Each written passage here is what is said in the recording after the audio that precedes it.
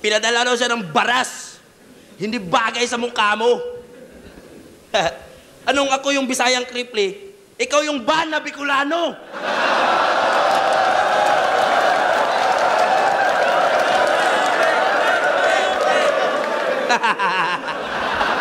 Easy. Bago ko simulan yung round 2 ko dito kay Kripli, na isang dakilang fake MC, taas kamay sa mga naniniwalang hindi chicken yung PM3.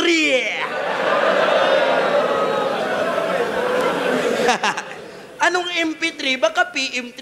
Chicken ka lang sa akin. Yan ay sinabi mo, tanga. Tapos malaman-laman namin yung PM3 pork barbecue pala.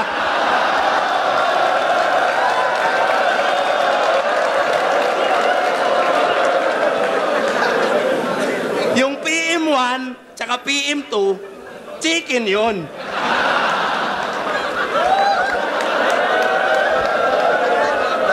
Kaya akala niya sa PM3, chicken din. Bobong panot.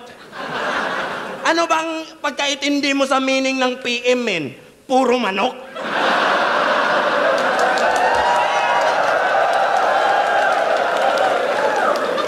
Nakikita ko sa comments.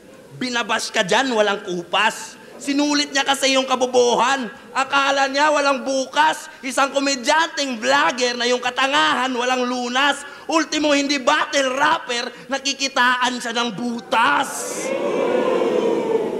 Yung baboy, ginawang manok, nang walang pag-alinlangan. Di niya matukoy ng maayos ang likha ng kalikasan. Ngayon, paano ka papalag sa gubat ng animalan kung sa simpleng manok at baboy di mo alam ang kaibahan?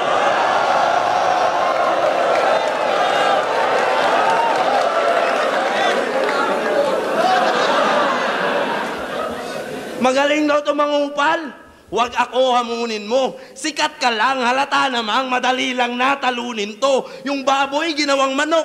Reverse ko lang, ayusin ko. Ngayong manok naman ng Bicol ang siyang bababuyin ko.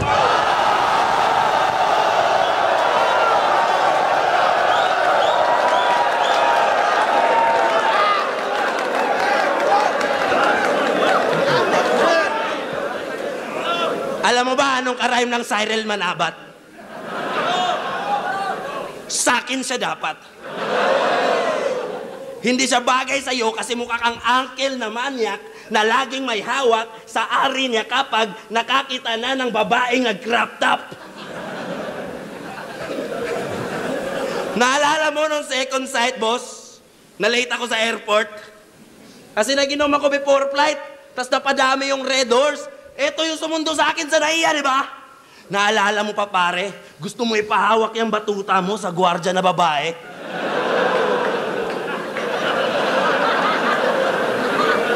Sabi ko sa kanya, rekta na lang tayo sa hotel, tol. Huwag ka na masyadong makulit.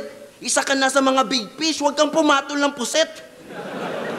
Tapos pagdating namin sa hotel, ang pangyayari, ang lupit, kasi yung nagbabantay sa entrance, babaeng gwardiya na naman ulit.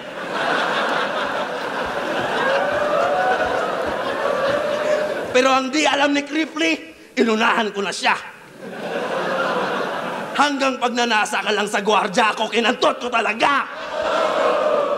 Para patunayan sa'yo na, sa akin di ka makasabay. Di ba gusto mo magkampiyon? Pusuunahan kita, bay. Lahat ng gusto mo at nais dadaan sa aking kamay, tsaka ka lang mauuna kapag gusto mo mamatay. Di ba gusto mo makarimat si Jonas? Kaso agarang napaslang. Gusto niya bumawi sa banlag, pero ang ending niya banlang. Kaya wag mo akong paandaran na mga van bars naman. Marami na akong gasolina. Gas-gas na yan. Sobrang bilis, biglang na-stop. Di niya nababantayan, kakahanap niya sa banlag, ikay nalaglag sa van. Siya na yung mag-a-advance. Inyong prediction, Mentes, lahat ng pumusta sa'yo ay tila nag-settle for less. Gigisahin ko sa anghang tong paborito niyong guess. Di ko lang ibibring home yung bacon, pati yung Bicol Express.